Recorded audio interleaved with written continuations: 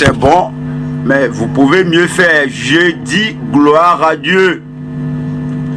Je suis très heureux de vous voir ce soir, que nous soyons ensemble ici pour étudier la Bible. Je prie que la session vous apporte la bénédiction au nom de Jésus-Christ. Père, nous te remercions pour l'étude biblique de cette nuit. Merci pour ton peuple, des gens diligents, des gens fidèles qui viennent à tout moment, chaque lundi, afin de parler à leur cœur. Je prie cette nuit que tu parles à tout cœur au nom de Jésus-Christ et que la grâce, la force pour obéir à la parole soit accordée à tout le monde au nom de Jésus-Christ. Aucun d'entre nous ne rentre à la maison bredouille. Ajoute à notre connaissance, ajoute à notre compréhension, ajoute à notre foi et fait nous tenir fermes sur le roc antique qui ne sera jamais ébranlé au nom de Jésus-Christ. Nous te remercions parce que tu nous as exaucés. Au nom de Jésus, nous prions. Arrivé à notre étude, on aborde Marc 2. Marc au chapitre 2. Je lis verset 18. Marc 2, verset 18. Les disciples de Jean et les pharisiens jeûnaient. Ils vinrent dire à Jésus, pourquoi les disciples de Jean et ceux des pharisiens jeûnent-ils, tandis que tes disciples ne jeûnent point? Cette nuit, nous allons examiner un sujet très important qui a pour titre une compréhension appropriée du jeûne, une compréhension appropriée de jeûner dans la nouvelle dispensation. Le jeûne a été pratiqué dans l'Ancien Testament et les disciples de Jean jeûnaient régulièrement. Les disciples de Jean jeûnaient fréquemment, quoique Jean n'ait fait de miracle. Il a enseigné à ses disciples comment prier. Il a également leur enseigné ce sujet de la prière. Il n'y a pas de récit qui est dit que leur jeûne a donné de grands résultats. Mais c'était une pratique dans l'Ancien Testament. Et bien sûr, les pharisiens et leurs disciples jeûnaient. Et ils jeûnaient fréquemment. Et c'était une tradition pour les pharisiens et qui ne portaient pas de fruits et qui n'apportaient aucune relation avec Dieu. Et ils n'ont jamais vu les disciples de Christ jeûner. Donc ils avaient le souci. C'est comme un vent d'orgueil que nos disciples de Jean, nous jeûnons. Et les disciples des pharisiens, eux ceux-ci jeûnaient. Mais toi là, tes disciples là ne jeûnent pas. Au moins on ne l'a jamais vu jeûner. Les disciples de Christ avaient le salut, mais ils ne jeûnaient pas encore. Mais ils avaient des signes surnaturels, quoiqu'ils ne jeûnent pas. Et vous savez, Jésus a envoyé 70 ans, il leur avait dit de se réjouir parce que leur nom était écrit dans les cieux. Ces disciples des pharisiens n'avaient jamais eu de témoignage. Mais arrivé à Jésus, il a dit, mais et ceci, et nous jeûnons, et les disciples de Jean jeûnent, mais tes disciples ne jeûnent pas. Et c'est cette question qui a fait sortir une grande révélation du Christ sur ce sujet de jeûne. Voilà encore le passage. Marc 2, verset 18. Les disciples de Jean et les pharisiens jeûnaient. Ils vinrent dire à Jésus, pourquoi les disciples de Jean et ceux des pharisiens jeûnent-ils tandis que tes disciples ne jeûnent point? Jésus leur répondit, les amis de l'époux peuvent-ils jeûner pendant que l'époux est avec eux? Aussi longtemps qu'ils ont avec eux l'époux, ils ne peuvent jeûner. Ce n'est pas la fin de la réponse. Les jours viendront où l'époux leur sera ôté. Et alors, ils jeûneront en ce jour-là. Voici ce que le Seigneur Jésus a dit. Il a dit lorsqu'il était avec eux, il leur montrait le message du royaume, les miracles du royaume, l'évangile du royaume. Il faisait tous ces miracles et tous les besoins de leur vie étaient pourvus et les besoins de beaucoup de vie étaient subvenus. Mais il a dit que pendant que je suis avec eux en tant que époux, ils ne pouvaient pas jeûner, ils ne vont pas jeûner, mais le temps viendra et lorsque l'époux leur sera ôté et eux seront sur la terre alors que l'époux sera au ciel, en ce temps-là, ils jeûneront dans ce temps-là. Et le verset 21 dit, personne ne coud une pièce de drap neuf à un vieil habit. Autrement, la pièce de drap neuf emporterait une partie du vieux et la déchirure serait pire. C'était comme une illustration que un vieil habit qui était totalement usé et qui est là et c'est comme tout est effiloché et à cause des fils et c'est alors on veut réparer ça, on veut raccommoder ça, on coud cela à un nouveau tissu. On voit que le nouveau tissu est encore la force, ça va tirer, ça va déchirer encore le vieil habit. Et c'est encore dit que et il n'y a personne qui met de nouveau vie, un nouveau vin dans de vieilles outres. Ouais, l'outre qu'on utilisait à l'époque, c'était une peau d'animal. C'est pas la bouteille qu'on utilise aujourd'hui. C'est pourquoi c'est dit que et personne ne met du vin nouveau dans les vieilles outres. Autrement, le vin fait rompre les outres. Ouais, ce sont des peaux d'animal et le vin et les outres sont perdus. Mais il faut mettre le vin nouveau dans des outres neuves. Il faut mettre le vin nouveau dans des outres neuves. Comme on voit ces versets 7 000, là on voit trois choses. Il dit, le titre est une compréhension appropriée de jeûner dans la nouvelle dispensation. Premier point, l'impuissance de jeûner avec le vieux caractère.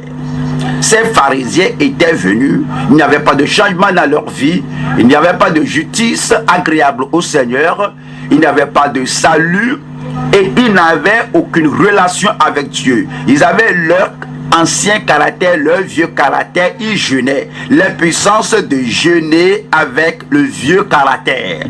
Deuxième point, la provision de plénitude pour la nouvelle créature en Christ. Ceux qui sont sauvés, ceux qui sont enfants de Dieu, ils avaient une bonne relation, une relation intime avec le Seigneur Jésus-Christ.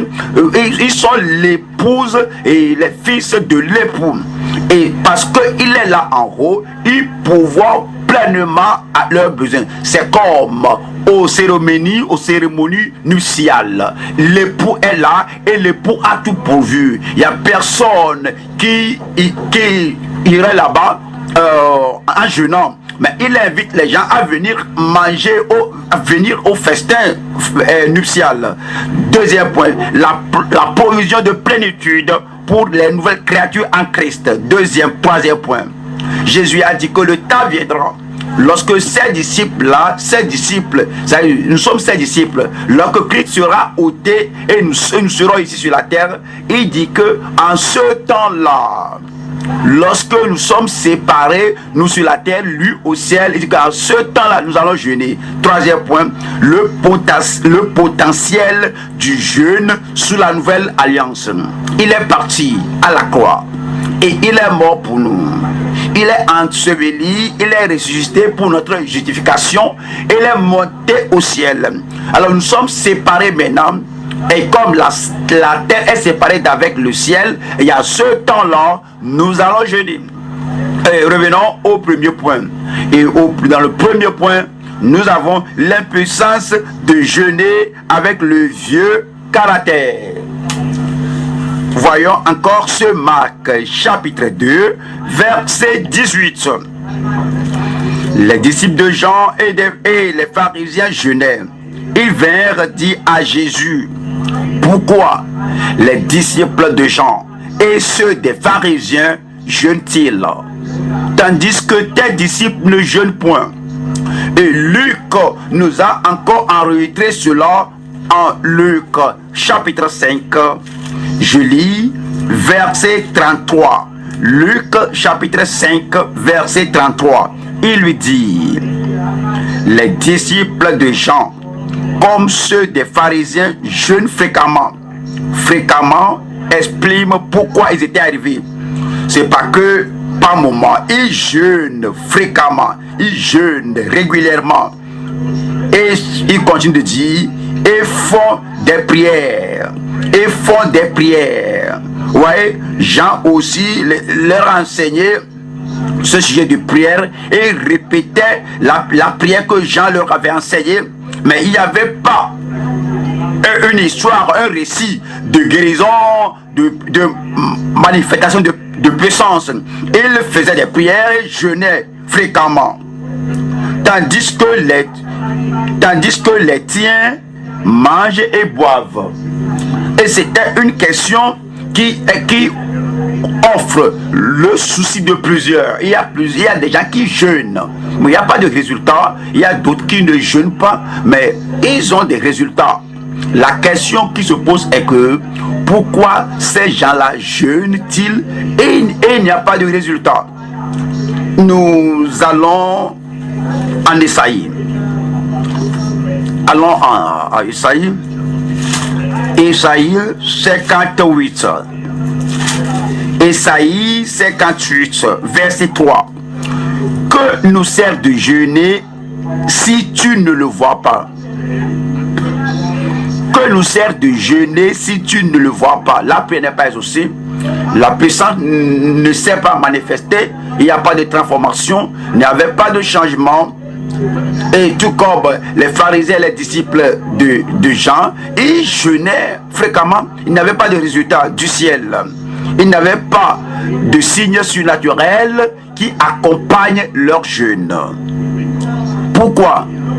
C'est parce que au cours de leur jeûne, ils ajoutaient la fausseté. Ils jeûnaient. Mais il y a le jeûne et la fausseté. Voyons, Jérémie chapitre 14, verset 12. Jérémie 14, verset 12. S'ils jeûnent, je n'écouterai pas leurs supplications. S'ils offrent des holocaustes et des offrandes, je ne les agréerai pas. Car je veux les détruire par l'épée, par la famine et par la peste. Je répondis: ah, Seigneur éternel, voici les prophètes leur disent: vous ne verrez point d'épée, vous n'aurez point de famine, mais je vous donnerai dans ce lieu une paix assurée. Verset 14. Et l'Éternel me dit, c'est le mensonge que prophétisent en mon nom les prophètes: je ne les ai point envoyés, je ne leur ai point donné d'ordre, je ne leur ai point parlé. Voici, écoutez ceci, ce sont des visions mensongères, de vaines prédictions, des tromperies de leur cœur qu'ils vous prophétisent. De fausses prophéties, de fausses attentes et un faux style de vie à cause de la fausseté dans leur vie. Dieu a dit au verset 12 que si jeûnent, qu'il n'écoutera pas leurs supplications. Non seulement ça, tous ces gens-là qui jeûnent, il y a la fausseté d'abord et il y a aussi l'insensibilité. Ces gens sont insensibles à faire le mal. Ils sont insensibles à recevoir la parole de Dieu. Montrez-leur la parole de Dieu au sujet de la repentance. Montrez-leur la parole de Dieu au sujet de la restitution. Montrez-leur la parole de Dieu au sujet de la justice. Alors moi, je ne vais pas écouter cela, mais je vais tordre la main de Dieu avec le jeûne. Voyons Zacharie chapitre 7. Zacharie 7 verset 5. Ceux qui sont insensibles à faire le mal, ils peuvent jeûner, mais Dieu ne va pas écouter. Ceux qui sont insensibles à pécher, s'ils jeûnent, il ne va pas écouter. Zacharie 7 verset 5. Dis à tout le peuple du pays et aux sacrificateurs, quand vous avez jeûné et pleuré au 5e et au 7e mois, et cela depuis 70 ans, est-ce pour moi que vous avez jeûné? Voyez ces gens-là, ils sont fréquents à faire cela, c'était leur habitude en ce temps de l'année, et ils jeûnent. Pendant 70 ans, cela est fait. 6. Et quand vous mangez et buvez, n'est-ce pas vous qui mangez et vous qui buvez? Ne connaissez-vous pas les paroles qu'a proclamées l'Éternel par les premiers prophètes lorsque Jérusalem était habitée et tranquille avec ses villes alentour, et que le midi et la plaine étaient habités? Verset 11. Mais ils refusaient d'être attentifs. Ils eurent l'épaule rebelle, ils jeûnaient, mais ils refusaient d'être attentifs, ils eurent l'épaule rebelle et ils endurcirent leur oreille pour ne pas entendre. Verset 12. Ils rendirent leur cœur dur comme le diamant. Ils étaient insensibles à faire le mal. Ils jeûnaient. Tout d'abord, ils ajoutaient la fausseté à leur jeûne. 2. Ils sont insensibles à écouter la loi. Pour ne pas écouter la loi et les paroles que l'Éternel des armées leur adressait par son esprit, par les premiers prophètes. Ainsi l'Éternel des armées s'enflamma d'une grande colère, quoiqu'ils jeûnent. 13. Quand il appelait, ils n'ont pas écouté. Aussi n'ai-je pas écouté quand ils ont appelé, dit l'Éternel des armées. Pourquoi jeûnent-ils? Les pharisiens, même les disciples de Jean, et ils n'avaient pas de réponse, ils n'avaient pas de miracle. Tout d'abord, il y a la fausseté dans leur vie lorsqu'ils jeûnent. Il y a également les sensibilités. Ils sont rebelles à faire le mal. Il y a aussi les querelles, les luttes. Ils jeûnaient, mais il y a des luttes, des querelles. Ésaïe, chapitre 58, verset 3. Que nous sert de jeûner si tu ne le vois pas, de mortifier notre âme si tu n'y as point égard? Voici le jour de votre jeûne. Vous vous livrez à vos penchants et vous traitez durement tous vos mercenaires. Voici, vous jeûnez pour disputer, pour vous quereller. Ouais, ils jeûnaient dans la fausseté, ils jeûnaient lorsqu'ils étaient insensibles à faire le mal, ils jeûnaient dans les querelles. Verset 4. Voici, vous jeûnez pour disputer et vous quereller, pour frapper méchamment du poing. Vous ne jeûnez pas comme le veut ce jour, pour que votre voix soit entendue en haut. Est-ce là le jeûne auquel je prends plaisir, un jour où l'homme humilie son âme, courber la tête comme un jonc et se coucher sur le sac et la cendre? Est-ce là ce que tu appelleras un jeûne, un jour agréable à l'Éternel? Verset 6. Voici le jeûne auquel je prends plaisir, Détache les chaînes de la méchanceté, dénoue les liens de la servitude, renvoie libres les opprimés, et que l'on rompe toute espèce de jeûne. Voyez pourquoi leur jeûne ne donne pas de résultat. Il y a la fausseté dans leur caractère, l'hypocrisie dans leur caractère, et la fausseté dans leur relation, dans leur religion. Non seulement ça, ils sont des gens rebelles, ils sont insensibles à faire le mal. Les choses mauvaises qu'ils faisaient, ils ne s'en repentaient pas. Et là, ils sont toujours demeurés insensibles, quoique les prophètes le parlent, que voici le chemin, marchez-y. Non, que ce qui nous arrive, ce que nous voulons, c'est ça que nous allons faire. Ils avaient la fausseté, ils avaient le cœur insensible, et puis ils se donnaient aussi aux querelles. Ils avaient également la transgression. Voici quelqu'un qui jeûne, et la personne jeûne avec la transgression. La personne transgresse la loi de Dieu. La personne fait ce qui est contraire à la volonté de Dieu. Il dit, mais peu importe cela, je veux être transgresseur, peu importe cela, je peux désobéir à la loi de Dieu, mais je vais jeûner et prier, et quelque chose va se passer. Frères et sœurs, rien ne se produira, parce que vous jeûnez dans la transgression. Deuxième Samuel, chapitre 11. Deuxième Samuel, chapitre 11, verset 27. Quand le deuil fut passé, David l'envoya chercher et la recueillit dans sa maison. Elle devint sa femme et lui enfanta un fils. Ce que David avait fait déplut à l'Éternel. Ce que David avait fait déplut à l'Éternel. Vous connaissez David?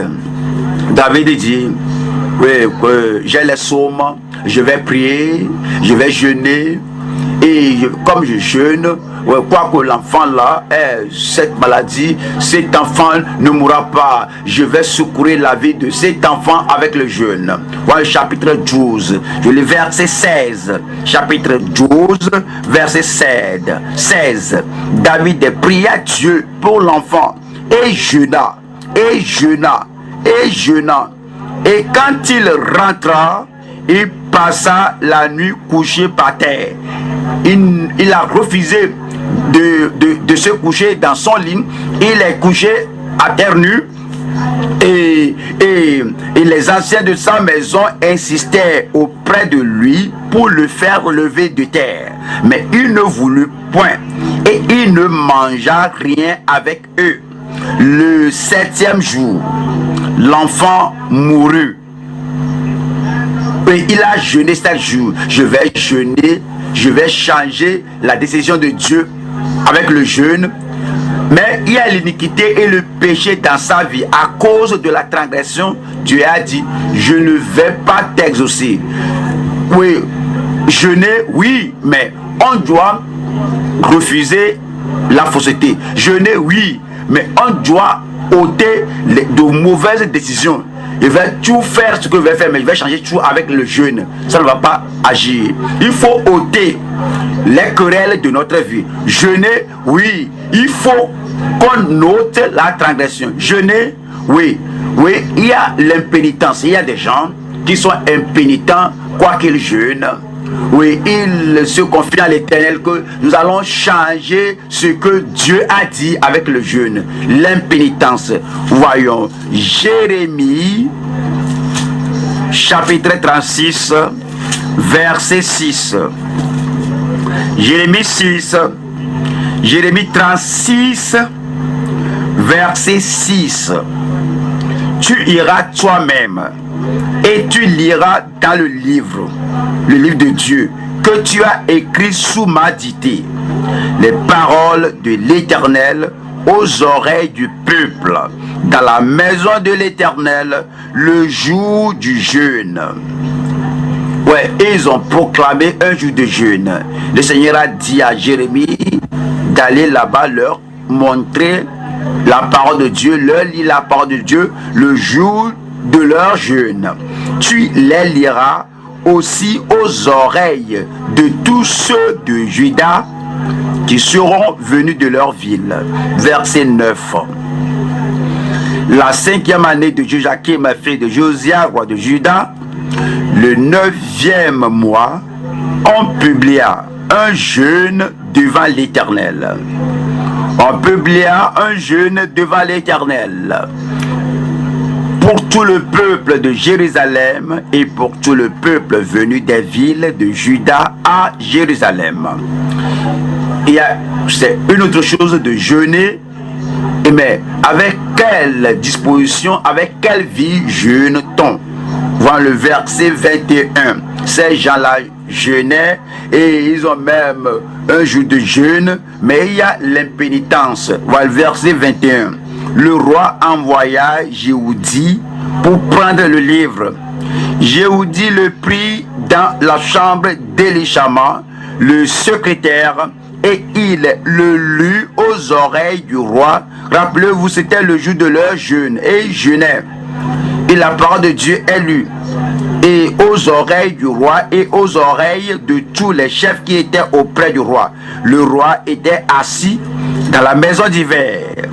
C'était au 9e mois, et un brasier était allumé devant lui. Lorsque Jéhoudi eut lu 3 ou 4 feuilles, le roi coupa le livre avec le canif du secrétaire et le jeta dans le feu du brasier, où il fut entièrement consumé. Dans le feu du brasier où il fut entièrement consumé. 24. Le roi et tous ses serviteurs qui entendirent toutes ces paroles ne furent point effrayés et ne déchirèrent point leurs vêtements. Ils jeûnaient, mais ils n'écoutaient pas la parole de Dieu et ils sont très endurcis. Ils ne vont pas changer. Ils jeûnaient et leur jeûne n'avait pas de sens devant le Seigneur. Voyons Proverbe, chapitre 28. Proverbe 28, verset 9. Proverbe 28, verset 9. Si quelqu'un détourne l'oreille pour ne pas écouter la loi, sa prière même est une abomination. Si quelqu'un détourne l'oreille pour ne pas écouter la parole de Dieu, sa prière même est une abomination. C'est pourquoi Dieu n'a pas pris note de leur jeûne. C'est pourquoi leur prière, leur jeûne était improductif. Cela ne donne aucun résultat. Ils jeûnaient, mais avec la fausseté. Ils jeûnaient avec l'endurcissement. Ils jeûnaient avec les querelles. Ils jeûnaient avec la transgression. Ils jeûnaient avec l'impénitence. Ils jeûnaient avec la négligence. Allons à Luc 18, Luc 18, verset 11. Voici les pharisiens qui jeûnaient beaucoup. Luc 18, verset 11. Le pharisien debout priait ainsi en lui-même: Ô Dieu, je te rends grâce de ce que je ne suis pas comme le reste des hommes, qui sont ravisseurs, injustes, adultères ou même comme ce publicain. Je jeûne 2 fois la semaine, pensez-y. Je jeûne 2 fois la semaine. Je donne la dîme de tous mes revenus. Mais si vous connaissez les pharisiens, comme Jésus les a exposés, vous allez voir que ce sont des gens qui négligeaient quelque chose de très important. Il y a la négligence dans leur vie. Matthieu 23, verset 23. Matthieu 23, 23. Malheur à vos scribes et pharisiens, hypocrites, parce que vous payez la dîme de la menthe, de l'ânette et du cumin, et que vous laissez ce qui est plus important dans la loi. Vous donnez vos dîmes, vous jeûnez 2 fois, la semaine, mais il y a la négligence dans votre vie. Vous avez négligé la chose la plus importante dans la loi, la justice, la miséricorde et la fidélité. Ils n'avaient pas la foi en Dieu. Ils ont rejeté Christ. Ils disent que nous ne le voulons pas. Il n'est pas notre Messie. Il n'est pas loin de Dieu. D'autres ont crié au Seigneur quand ils ont écouté ce que le Seigneur a dit, que voici le Christ. Eux, ils l'ont négligé. Ils ont dit, c'est là ce qu'il fallait pratiquer sans négliger les autres choses. Il y a également le jeûne avec l'impiété. Il jeûnait avec l'impiété. Alors, 1er roi 21, 1er roi 21, verset 9. Imaginez-vous ceci. Il y a des gens qui jeûnent, comme ce passage que nous allons lire. Il y a l'impiété dans leur vie. 1er roi 21, verset 9. Voici ce qu'elle écrivit dans ses lettres. Publiez un jeûne, placez Naboth à la tête du peuple, et mettez en face de lui 2 méchants hommes qui déposeront ainsi contre lui: tu as maudit Dieu et le roi. Puis menez-le dehors, lapidez-le et qu'il meure. Les hommes de la ville de Naboth, les anciens et les magistrats qui habitaient dans la ville, agirent comme Jézabel le leur avait fait dire, d'après ce qui était écrit dans les lettres qu'elle leur avait envoyées. Ils publièrent un jeûne et ils placèrent Naboth à la tête du peuple. Les 2 méchants hommes vinrent se mettre en face de lui, et ces méchants hommes déposèrent ainsi devant le peuple contre Naboth: Naboth a maudit Dieu et le roi. Il n'y a rien de pareil. Puis il le menait hors de la ville. Il le lapidait et il mourut. Ils envoyèrent, dit à Jézabel: Naboth a été lapidé et il est mort. 15. Lorsque Jézabel apprit que Naboth avait été lapidé et qu'il était mort, elle dit à Akab: lève-toi, prends possession de la vigne de Naboth de Jizréel, qui a refusé de te la céder pour de l'argent, car Naboth n'est plus en vie, il est mort. Les gens qui avaient la cupidité, ils jeûnaient, mais ils sont cupides, ils jeûnent, ils sont impies. À cause de cela, leur jeûne n'a pas de sens devant le Dieu Tout-Puissant. Psaume 36. Psaume 36, verset 2. La parole impie du méchant est au fond de son cœur. La crainte de Dieu n'est pas devant ses yeux. La crainte de Dieu n'est pas devant ses yeux. Avec tout le jeûne, oui, qu'est-ce que cela leur enseigne? Avec tout le jeûne, qu'est-ce que Dieu, quel est le plan de Dieu à leur égard? Psaume 7, verset 12. Psaume 7, verset 12. Dieu est un juste juge. Dieu s'irrite en tout temps. Dieu s'irrite contre le méchant. S'il y a la fausseté dans la vie de la personne, s'il y a l'endurcissement dans la vie de la personne, que quel que soit ce que vous dites, lui décide de faire le mal, la personne jeûne, mais il y a la transgression, il y a l'impénitence, il y a la négligence, il y a l'impiété. Dieu s'irrite en tout temps. Oui, il pourrait jeûner, qu'il va tout changer avec le jeûne. Vous ne pouvez rien changer avec le jeûne si vous demeurez transgresseur.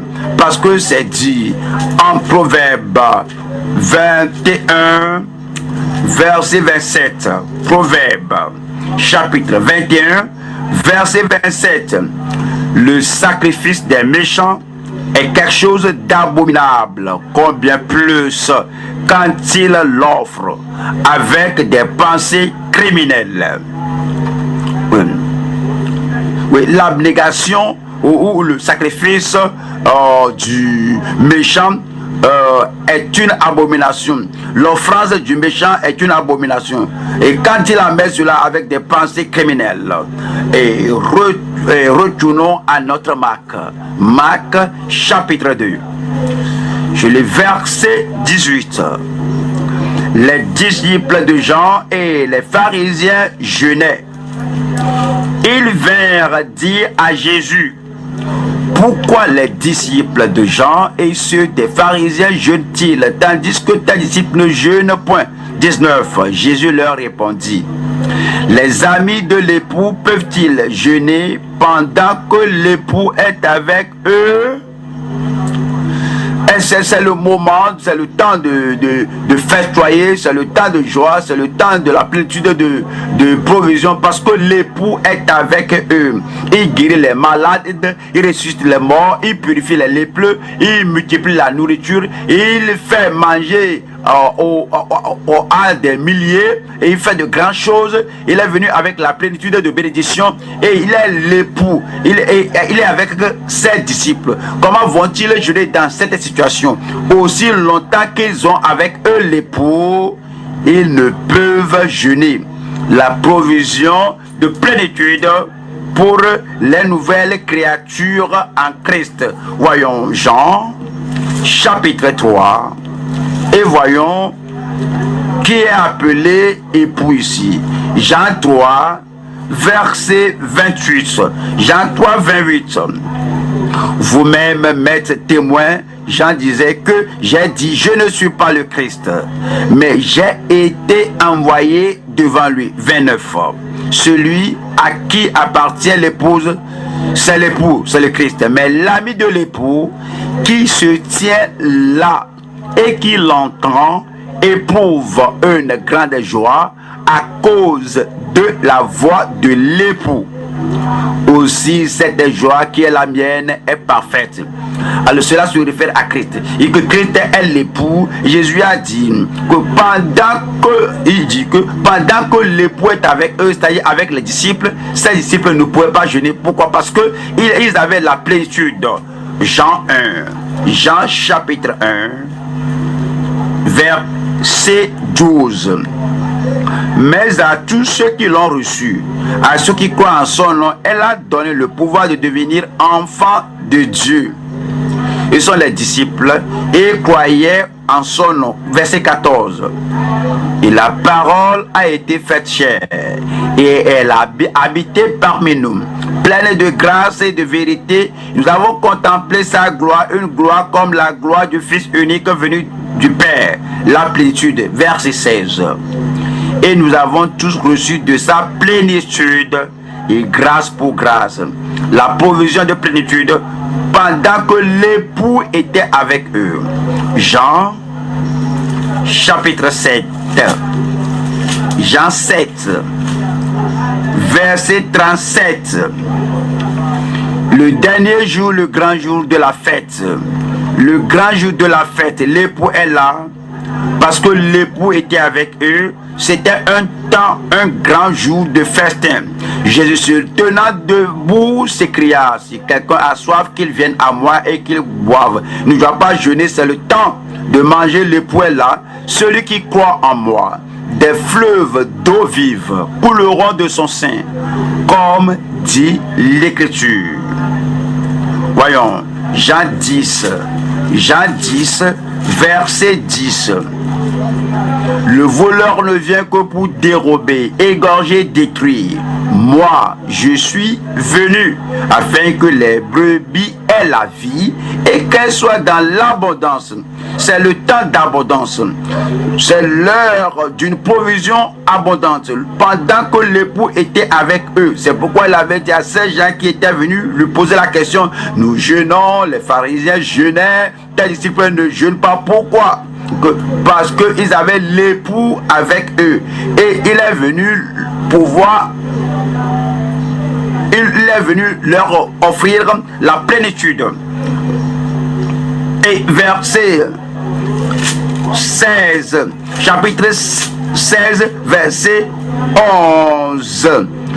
Et je leur dis tout ça afin que votre joie soit parfaite. Et ils peuvent lui parler. Ils peuvent dire que maître, nous périssons. Et il va se lever et que silence tais-toi. Le temps de plénitude est avec eux. Jean 16, je lis verset 24. Jean 16, 24. Jusqu'à présent, vous n'avez rien demandé en mon nom. Demandez et vous recevrez, afin que votre joie soit parfaite. C'est comme cette nuit, votre joie peut être parfaite. Il dit, votre joie peut être parfaite.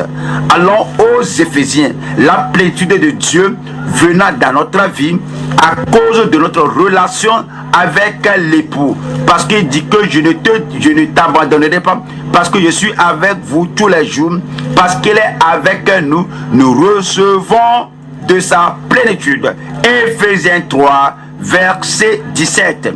En sorte que Christ habite dans vos cœurs par la foi, afin qu'étant enracinés et fondés dans l'amour, vous puissiez comprendre avec tous les saints quelle est la largeur, la longueur, la profondeur et la hauteur, et connaître l'amour de Christ qui surpasse toute connaissance. Vous allez le connaître, vous l'aurez, vous allez recevoir au nom de Jésus-Christ, en sorte que vous soyez remplis jusqu'à toute la plénitude de Dieu. Voyez, que vous soyez remplis jusqu'à toute la plénitude de Dieu. Or, à celui qui peut faire, par la puissance qui agit en nous, infiniment au-delà de tout ce que nous demandons ou pensons. À lui soit la gloire dans l'Église et en Jésus-Christ dans toutes les générations, au siècle des siècles, et que le peuple de Dieu dise Amen. Colossiens chapitre 2. La plénitude, la provision de plénitude pour nous. Lorsque vous venez au Seigneur, il a la plénitude qui vous attend, il a la plénitude qui reste avec lui. Colossiens chapitre 2, verset 9. Car en lui habite corporellement toute la plénitude de la divinité. En Christ habite corporellement toute la plénitude de la divinité. Vous avez tout pleinement en lui. Vous avez tout pleinement en lui. S'il y a quelque chose qui n'est pas plein, qui n'est pas complet en vous, Dieu vous rendra plein et complet au nom de Jésus-Christ. Spirituellement, vous serez plein. Physiquement, vous serez plein. Et tout domaine de votre vie sera plein au nom de Jésus-Christ. Vous avez tout pleinement en lui, qui est le chef de toute domination et de toute autorité. Cette plénitude du Seigneur, comment l'avons-nous et comment nous plongeons-nous dans cette plénitude et comment recevons-nous cette plénitude du Seigneur? Tout est par la foi. Tout est par la foi. Et comme vous croyez au Seigneur Jésus-Christ, votre foi ne faillira pas. Votre foi ne vacillera pas. Et vous allez recevoir de sa plénitude. Romains chapitre 5, Romains 5, 1. Étant donc justifiés par la foi, nous avons la paix avec Dieu par notre Seigneur Jésus-Christ. Avoir la paix avec Dieu, on ne doit pas jeûner parce que le Seigneur a déjà payé le prix, il a déjà versé son sang. Le Seigneur dit que je verrai le sang, je passerai par-dessus vous. Verset 2. À qui nous devons d'avoir eu par la foi accès à cette grâce dans laquelle nous demeurons fermes et nous nous glorifions dans l'espérance de la gloire de Dieu. Et allons aux actes. Actes des apôtres, chapitre 16, verset 9. La plénitude inclut le salut, on l'a par la foi. Le salut inclut la sanctification, c'est reçu par la foi. Acte 16, verset Acte 15, 9, du moins, il n'a fait aucune différence entre nous et eux, ayant vérifié leur cœur par la foi. Croyez au Seigneur Jésus-Christ, vous serez sauvés. Croyez à lui, vous serez sanctifiés. Même si vous êtes malade, quand on est malade, on est guéri par la foi. Acte des apôtres, chapitre 3, verset 16. C'est par la foi en son nom que son nom a raffermi celui que vous voyez et connaissez. C'est la foi en lui qui a donné à cet homme cette entière guérison en présence de vous tous. La foi ôtera la maladie de votre corps. La foi ôtera l'infirmité de votre corps. Quand vous croyez au Seigneur Jésus-Christ, vous savez que c'est par ses meurtrissures que je suis guéri. La guérison est déjà arrivée. Je dis, la guérison est venue. La promesse de l'Esprit, c'est-à-dire le baptême du Saint-Esprit, la puissance du Saint-Esprit vient par la foi. Galates, chapitre 3, 14. Galates 3, 14. Afin que la bénédiction d'Abraham eût pour les païens son accomplissement à Jésus-Christ. Et que nous, est-ce que vous en faites partie? Et que nous ressuscions par la foi l'esprit qui avait été promis. C'est par la foi que nous recevons la puissance de l'esprit. Nous recevons la promesse de l'esprit à travers la foi. Et dans toutes vos tentations et épreuves, vous allez vaincre. Je parle aux vainqueurs. Je dis, vous allez vaincre. Et comment vainquons-nous? On vainc par la foi. 1 Jean 5, verset 4. 1 Jean 5, nous lisons le verset 4. Parce que tout ce qui est né de Dieu triomphe du monde. Et la victoire qui triomphe du monde, c'est notre foi. Voici la victoire. Oui, voici la victoire. Et la victoire qui triomphe du monde, c'est notre foi. Toute flèche du diable, toute flèche d'un méchant qui est lancée contre vous ne vous touchera pas. Ne vous touchera pas. Comment? Voyons. Éphésiens 6. Éphésiens 6, 16. Éphésiens 6, 16. Éphésiens 6 et 16. Prenez pas surtout cela, le bouclier de la foi avec lequel vous pourrez éteindre tous les traits enflammés du malin. Comme des traits enflammés, tous les traits enflammés du malin. Que cela vienne de l'Orient, de l'Occident, du Midi, du Septentrion, partout, votre foi va tout briser et tout éteindre au nom de Jésus-Christ. Prenez pas surtout cela, le bouclier de la foi avec lequel vous pourrez éteindre tous les traits enflammés du malin. Prenez aussi le casque du salut et l'épée de l'esprit qui est la parole de Dieu. Ce que le Seigneur nous dit, c'est que il nous a pourvu l'abondance. Il nous a donné la plénitude et nous pouvons avoir la plénitude par la foi. Et allons à notre Marc. On va à Marc 11. Marc 11, 22. Marc chapitre 11, verset 22. Jésus prit la parole et leur dit, ayez foi en Dieu. Le Seigneur vous dit cette nuit, ayez foi en Dieu. Cette montagne va se déplacer. Ayez foi en Dieu. Cette difficulté va disparaître. Ayez foi en Dieu. Et toutes ces choses-là qui vous dérangent, cette nuit, c'est la fin au nom de Jésus-Christ. Ayez foi en Dieu. Je vous le dis en vérité, si quelqu'un dit à cette montagne, si quelqu'un dit à cette montagne, ôte-toi de là et jette-toi dans la mer, et s'il ne doute point en son cœur, mais croit que ce qu'il dit arrive, il le verra s'accomplir. Je le verrai s'accomplir. Je le verrai s'accomplir. C'est pourquoi, 24, c'est pourquoi je vous dis, tout ce que vous demanderez en priant, croyez que vous l'avez reçu et vous le verrez s'accomplir. Et vous le verrez s'accomplir. Et vous le verrez s'accomplir. Vous l'aurez même cette nuit au nom de Jésus-Christ. Troisième point maintenant. C'est le potentiel du jeûne sous la nouvelle alliance. Le potentiel du jeûne sous la nouvelle alliance. Nous retournons à Marc. Marc chapitre 2, verset 20. Marc 2, verset 20.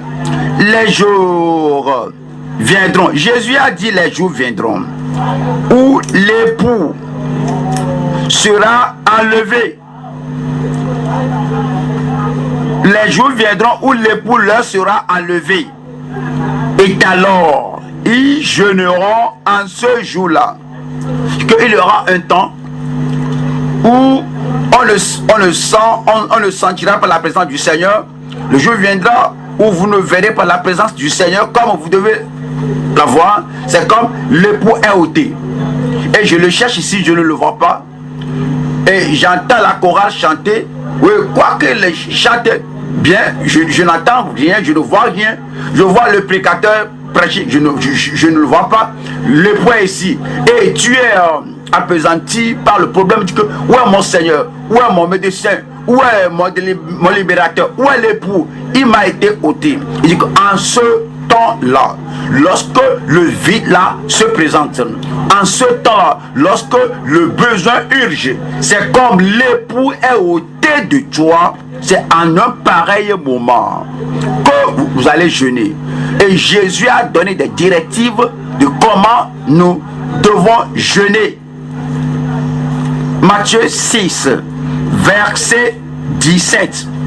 Mais quand tu jeûnes, parfume ta tête et lave ton visage, afin de ne pas montrer aux hommes que tu jeûnes, mais à ton Père qui est là dans le lieu secret, et ton Père qui te voit jeûner dans le secret te le rendra. Votre jeûne ne sera pas en vain. Votre jeûne ne sera pas pour rien. Votre jeûne ne sera pas inutile. Votre Père verra l'état de votre cœur et votre importunité dans la prière, et votre Père vous exaucera. Matthieu 17. Matthieu 17. Verset 19. Matthieu 17, verset 19. Alors les disciples s'approchèrent de Jésus et lui dirent en particulier: pourquoi n'avons-nous pu chasser ce démon? Il nous a donné la puissance au chapitre 10. Et nous sommes sortis avec cette puissance. Plusieurs étaient guéris et plusieurs étaient délivrés. Mais ceux-ci-là, on n'a pas pu réussir. Mais pourquoi? Jésus, c'est à cause de votre incrédulité, leur dit Jésus. Je vous le dis en vérité, si vous aviez de la foi comme un grain de sénévé, vous diriez à cette montagne: le temps est venu pour vous. Vous allez parler à la montagne là. Et si vous faut jeûner un jour, 2 jours, vous allez jeûner, et la puissance de ce jeûne, quand vous parlez à cette montagne va se déplacer. Toutes mes montagnes vont se déplacer. Je dis, toutes mes montagnes vont se déplacer.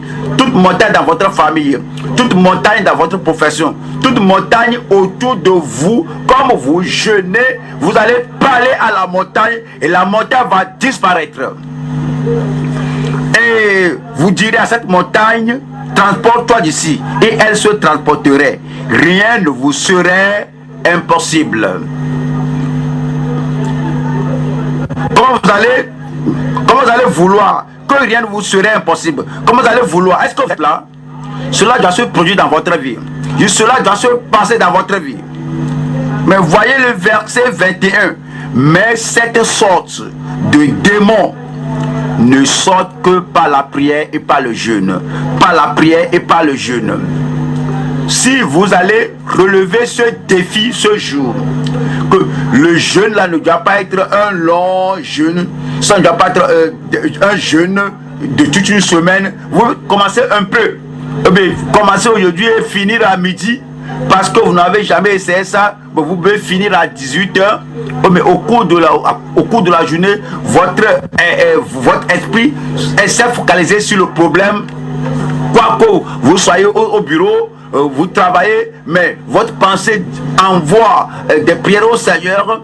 Lorsque vous jeûnez du Seigneur, cette montagne doit se déplacer. Cette montagne doit se déplacer. Vous travaillez, vous allez à gauche, Seigneur, cette montagne doit se déplacer. Et vous revenez à la maison, peut-être à 18h ou bien à 19h.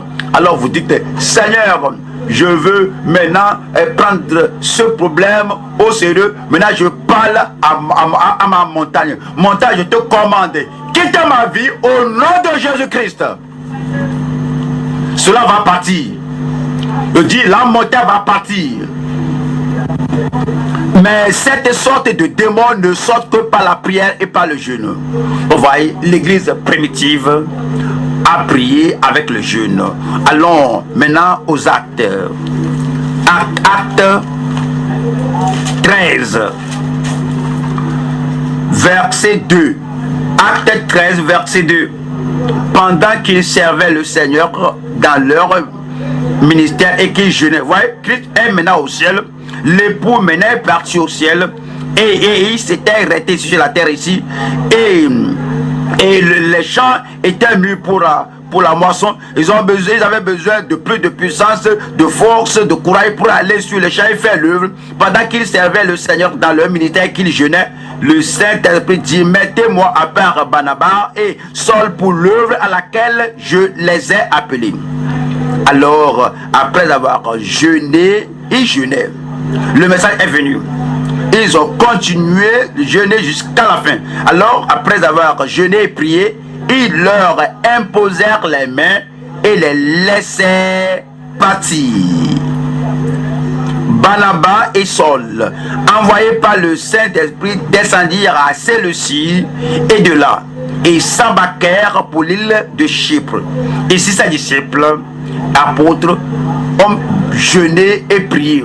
Même après le jour de Pentecôte, donc personne ne peut dire que je suis sauvé, sanctifié, rempli du Saint-Esprit. Donc, il n'y a pas de besoin de jeûner, Si tu veux plus de puissance, plus d'autorité, plus d'onction, si tu veux que cette onction qui brise toujours, si tu veux plus de résultats et plus de fruits, comme c'était fait dans l'ancien, dans l'église primitive, vous allez faire cela et la puissance de Dieu va croître dans votre vie au nom de Jésus-Christ.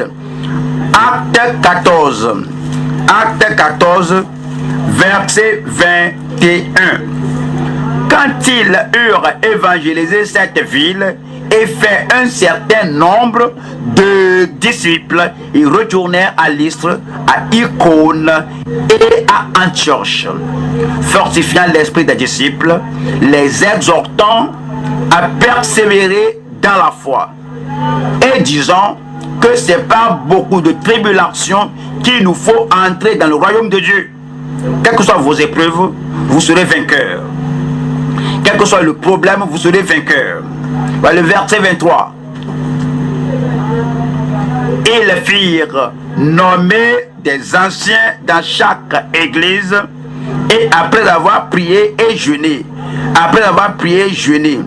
ils les recommandèrent au Seigneur en qui ils avaient cru. Voyons 1 Corinthiens 7. 1 Corinthiens 7. Est-ce le jeûne pour tout le monde, pour tout enfant de Dieu? 1 Corinthiens 7, verset 5. Ne vous privez point l'un de l'autre, si ce n'est d'un commun accord pour un temps. Cela se réfère aux conjoints, mari-femme, comme ils vivent ensemble, qu'ils ne se privent l'un de l'autre, afin de vaquer. Ne vous privez point l'un de l'autre, si ce n'est d'un commun accord pour un temps, afin de vaquer à la prière. Avec un consentement. La femme dit au mari que je veux jeûner. Le mari peut dire à la femme, je vais jeûner, c'est un commun accord.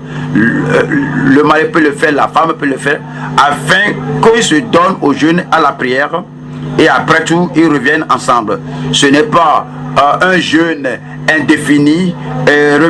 Retournez ensemble de peur que Satan ne vous tente pas, ne vous tente par votre incontinence. Voilà l'apôtre Paul, lorsqu'il est venu connaître le Seigneur. Vous savez comment il a commencé en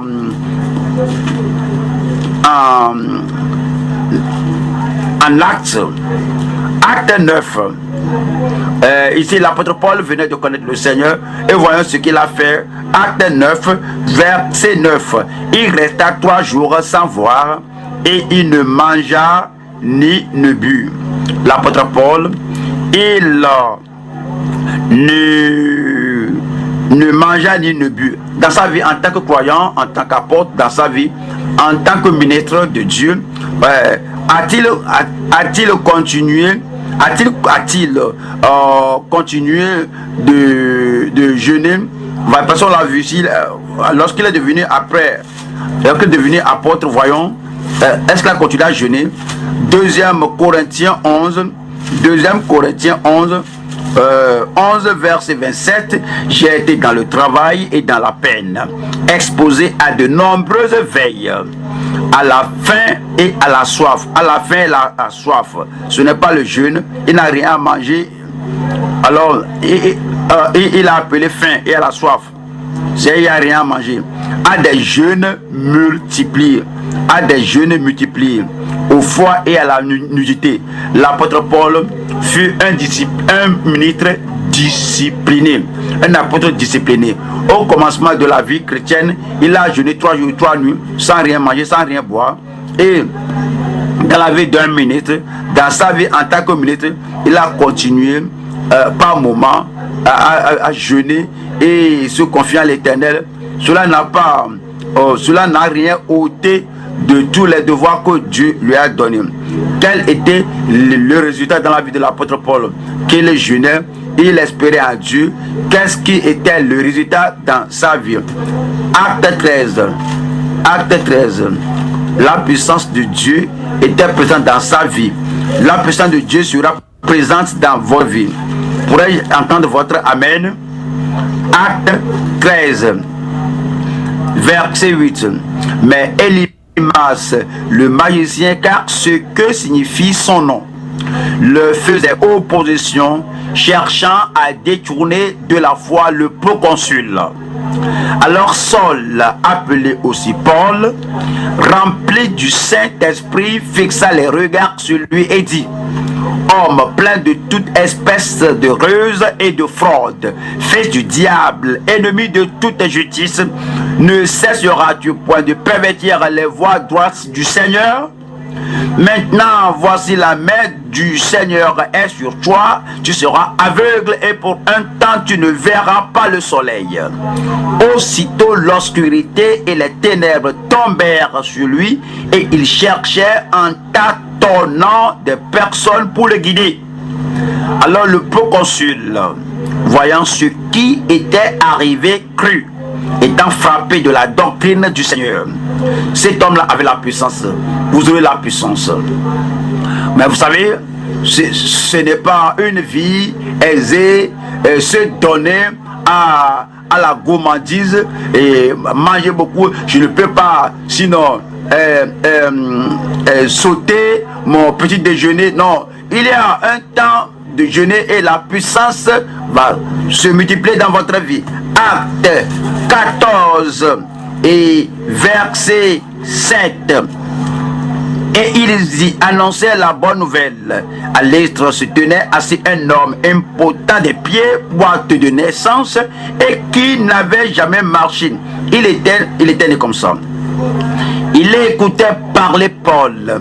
Et Paul, fixant les regards sur lui et voyant qu'il avait la foi pour être guéri, dit d'une voix forte: lève-toi droit sur tes pieds.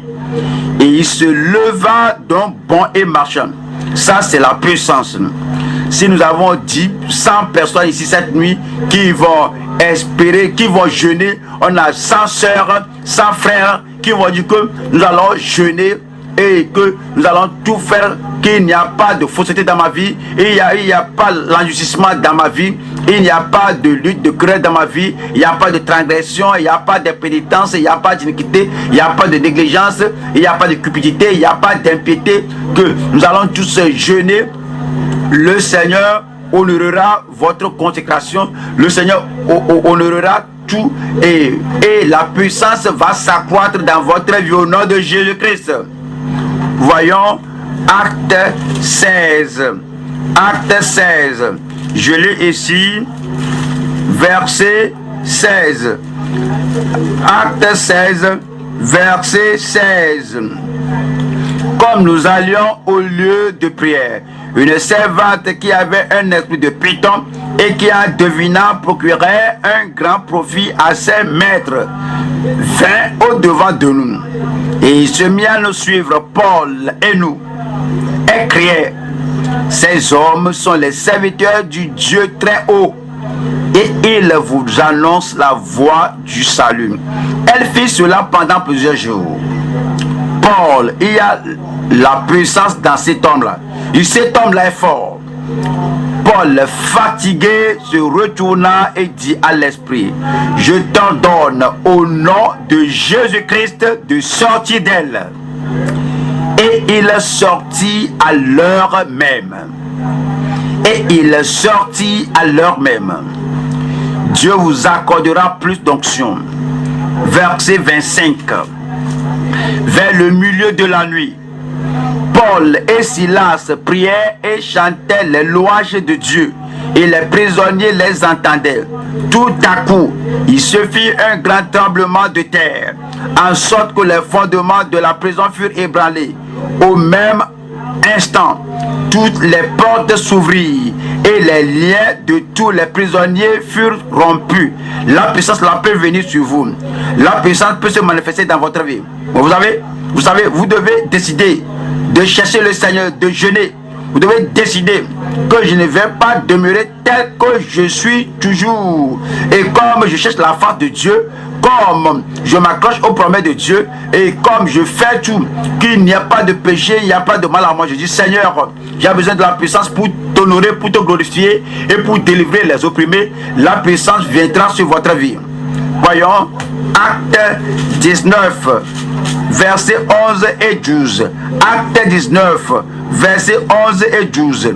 Dieu faisait des miracles extraordinaires par les mains de Paul. Dieu faisait des miracles extraordinaires par les mains de Paul, au point qu'on appliquait sur les malades des linges ou des mouchoirs qui avaient touché son corps, et les maladies les quittaient et les esprits malins sortaient. Cela va se passer encore. Allons aux Romains. Romains 15. Romains 15, 18. Car je n'oserais mentionner aucune chose que Christ n'ait pas faite par moi. C'est Paul qui parlait ici, pour amener les païens à l'obéissance par la parole et par les actes, par la puissance des miracles et des prodiges, par la puissance de l'Esprit de Dieu, en sorte que depuis Jérusalem et les pays voisins jusqu'en Illyrie, j'ai abondamment répandu l'évangile de Christ. Et je me suis fait honneur d'annoncer l'évangile là où Christ n'avait point été nommé, afin de ne pas bâtir sur le fondement d'autrui, selon qu'il est écrit: ceux à qui il n'avait point été annoncé verront, et ceux qui n'en avaient point entendu parler comprendront. À travers Paul, ils ont entendu. Au travers de vous, ils l'entendront. Au travers de Paul, ils ont vu la gloire de Dieu, la puissance de Dieu. Au travers de vous, ils vont entendre au nom de Jésus-Christ.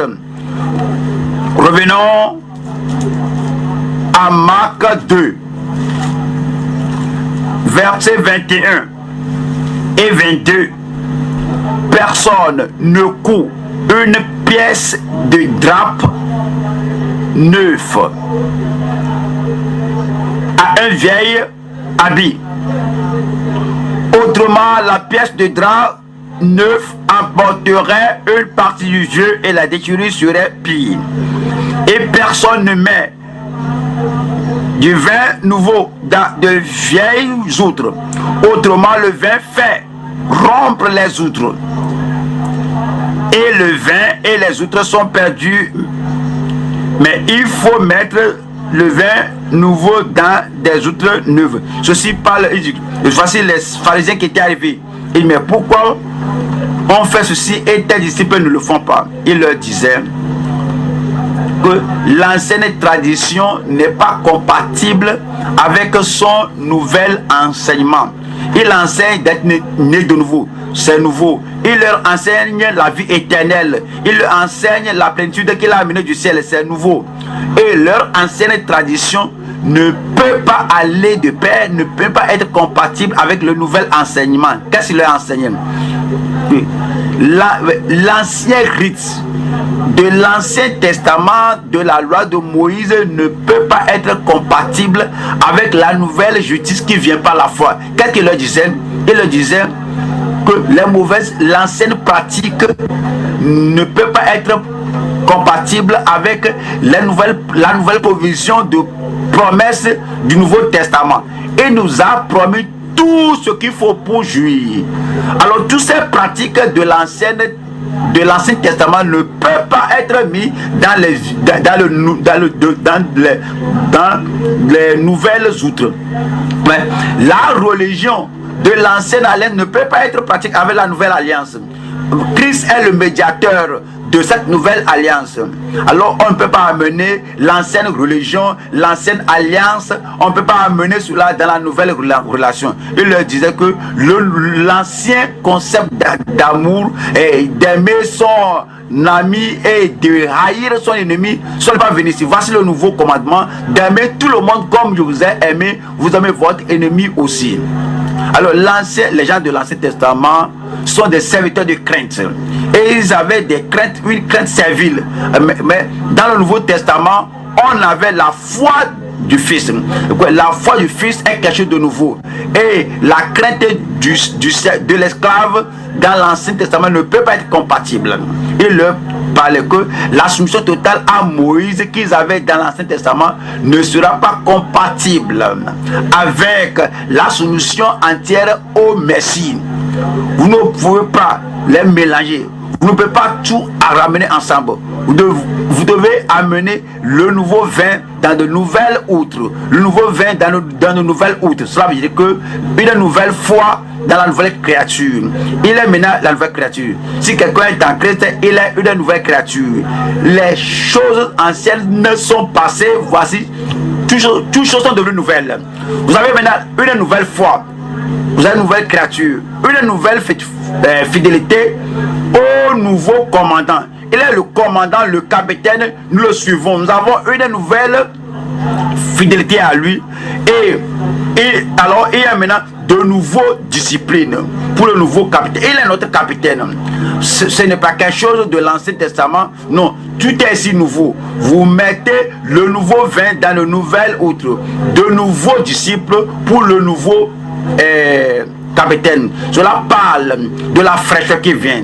Le consolateur viendra. Quand il viendra, il vous conduira dans toute la vérité. Oh là, on a une nouvelle fraîcheur de la part du nouveau consolateur. Cela parle de la nouvelle alliance qu'on a. Une nouvelle dans la nouvelle assemblée. Ce n'est pas l'assemblée de l'Ancien Testament. On doit aller offrir des animaux, on doit égorger des animaux, appliquer le sang qui est une fête pour toi. Ouais, par l'expiation de Jésus-Christ. Alors cela nous a amené à cette nouvelle assemblée. Et il y a une nouvelle communion. Cela parle de la nouvelle libération qu'on a. Cela vient de conseiller. Son nom sera appelé conseiller admirable et Dieu Tout-Puissant. Ceci est nouveau. Maintenant, il nous conseille et il nous dirige parce que à cause de ce nouveau conseil maintenant, on a une nouvelle libération. Si le Fils vous a franchi, vous serez réellement libre. Abandonnez le vieux, abandonnez les rites, les traditions de l'ancienne alliance et venez dans la nouvelle alliance comme le vin nouveau dans de nouvelles outre. C'est comme un nouveau jeûne dans la nouvelle dispensation, pas comme les gens là. Venez à la nouvelle alliance dans le Nouveau Testament avec une nouvelle compréhension, un nouveau jeûne avec une nouvelle compréhension. Il nous a dit maintenant, comme nous jeûnons, alors le Seigneur va renouveler votre force. Quand vous jeûnez, vous allez renouveler votre force. Voyons Ésaïe chapitre 40, le verset 28. Ne le sais-tu pas? Ne l'as-tu pas appris? C'est le Dieu d'éternité, l'Éternel, qui a créé les extrémités de la terre. Il ne se fatigue point, il ne se lasse point. On ne peut sonder son intelligence. Il donne de la force à celui qui est fatigué. La force vous attend ce jour. Et il augmente la vigueur de celui qui tombe en défaillance. Les adolescents se fatiguent et se lassent, et les jeunes hommes chancellent. Mais, est-ce qu'ils sont là cette nuit? Ils sont là cette nuit. Est-ce que vous allez augmenter votre puissance cette nuit, augmenter votre audace cette nuit, augmenter votre onction cette nuit? Mais ceux qui se confient à l'Éternel renouvellent leur force. Ils prennent le vol comme les aigles. Ils courent et ne se lassent point. Ils marchent et ne se fatiguent point. Votre temps de faiblesse peut prendre fin cette nuit. La lassitude peut prendre fin cette nuit. La faiblesse peut prendre fin cette nuit. La puissance, le courage, l'audace peut s'accroître dans votre vie cette nuit. Ceux qui se confient en l'Éternel, vous êtes le frère, vous êtes la sœur, tenez-vous debout et passez un moment en prière devant le Seigneur. Mais ceux qui se confient en l'Éternel renouvellent leur force. Vous allez prendre le vol comme les aigles. Vous allez courir et vous n'allez pas vous lasser. Vous allez marcher et vous n'allez pas vous fatiguer. Ouvrez la bouche et priez le Seigneur.